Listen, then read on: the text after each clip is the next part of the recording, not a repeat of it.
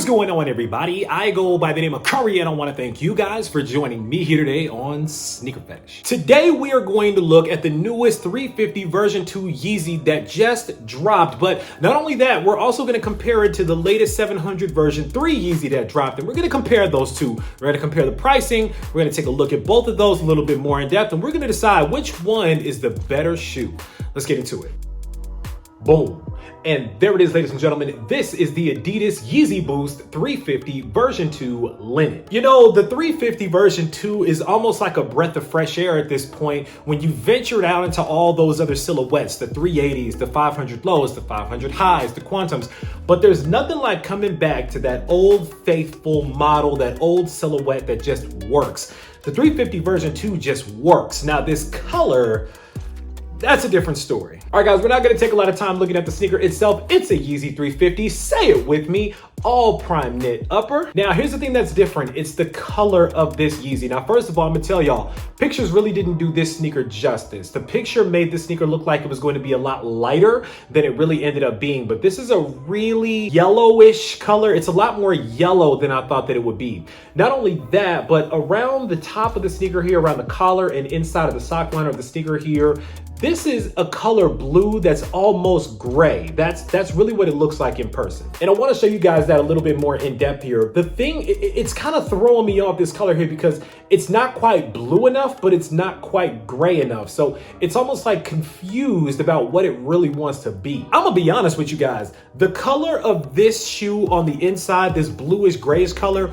really reminds me of old people pants. I don't know if you guys have seen old people pants, but you've seen like them old guys that got the pants that's all the way up here. Them old people pants really tend to be this color. I'm gonna put a picture up somewhere so you guys can see the old people pants. And I'll be honest with you, between that and this linen, this yellowish color, I think that's what's kind of throwing me off about this sneaker here. Now, the rest of the sneaker is not bad. You got the semi-translucent midsole here. Of course, you got that nice, thick, boosty, full-length midsole here that's really, really nice. And on the bottom of the shoe, you have this really nice brownish color, not a gum color, but it's just a really nice light brown. Now, looking at a top-down view of the shoe here, you got the hidden stitching system. Really, really nice, super, super clean. On the lateral side, actually moving all the way around, just starting to come around on the medial side of the sneaker here. This is a pure 3M stripe here, so no reflective version. This is a reflective and a non-reflective mixed together with that full 3M stripe here going all the way down the length of the shoe. Matter of fact, let's cut the lights off. We'll show you guys the 3M real quick, just in case you want to see it. Boom, boom, there it is once again. So again, full length 3M stripe on the lateral side of the sneaker here, again, extending all the way around, just touching the medial side of the shoe as well.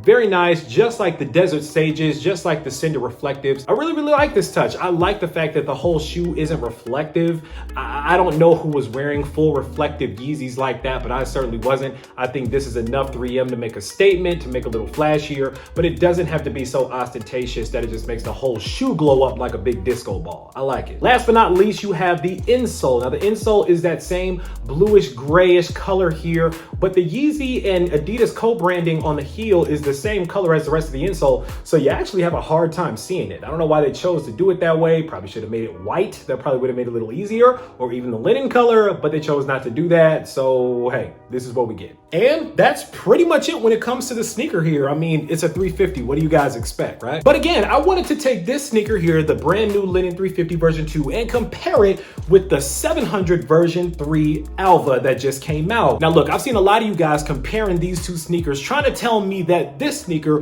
was better than this sneaker. Now, let's break this down a little bit. I want to go through a couple of pros and cons that I think makes one shoe kind of outweigh the other, and then we'll come back around at the end of this video and we'll talk about which shoe reigns supreme. First things first, let's get into the 700 version 3 Alvah. It's an all black sneaker. I like the fact that it's an all black Yeezy. It's a version 3, 700. I like the silhouette. Now, I've told you guys that in the last video that I did, I like the version 3, 700 silhouette. I'm not mad at that. The problem that I do have, like I always talked about, was the materials and how cheaply made the sneaker was, which brings me to the 350 version 2. First things first, I want to compare these two sneakers real quick because a lot of you guys are still telling me that this is prime knit, so I want to make sure that you guys understand. I want you guys to take a really good look at this material material that's on the linen 350 version 2, right? You don't see any spaces, you don't see any other materials inside of it. That's pure knit, right? That's a stitched knit. It's stretchy, it conforms to the foot. Now I want you guys to look back really in depth at the version 3 700.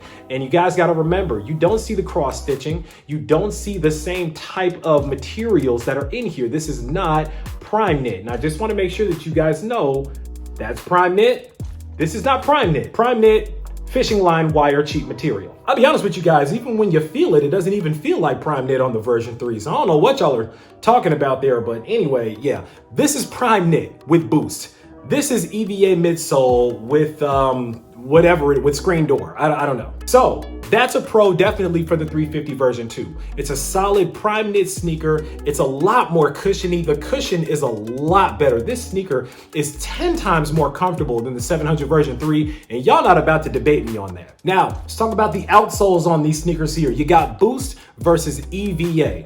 It's a clear winner who wins this battle here. It's Boost all day long. It's softer, it reacts a lot better to the foot, it gives you a lot more energy back, and it is not gonna wear out nearly as fast as EVA. You guys have Yeezys with Boost in it that y'all have probably had for a few years now, and they still haven't gone flat on you. Meanwhile, if you guys give these a year and you really wear them down, they're gonna be completely flat. They're gonna be very, very uncomfortable. You got this neoprene cloth inside of this sneaker here, as opposed to the different insole and the different cushioning that you have and the different sock liner for the 350 version 2. The 350 version 2 wins in comfort all day long, in my opinion. Now, we're talking colorway. Again, I think that this is a much better colorway of sneaker. This is a better looking sneaker. The version 3 is a better looking sneaker than the 350 version 2. That's just what it is, at least in the linen colorway. Now, as more colorways drop, as we all know, the 350 version 2 has a lot of way better colorways in here that I would wear over the version 3 Alvahs any day of the week. The linen, I don't know, it just doesn't resonate with me personally. It's just not a colorway that I'm personally feeling.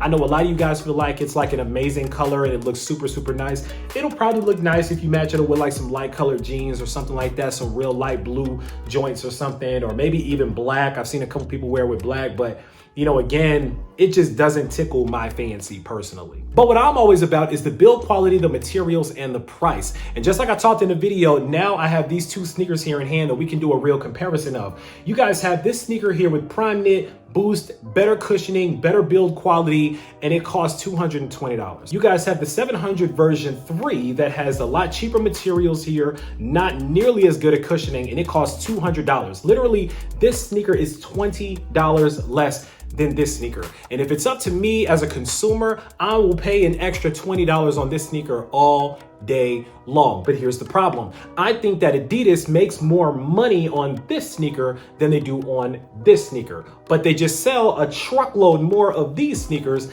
than they do of these sneakers. So what do you do if you're Adidas? I'm gonna give you guys my personal prediction for what I think Adidas is gonna do at this point.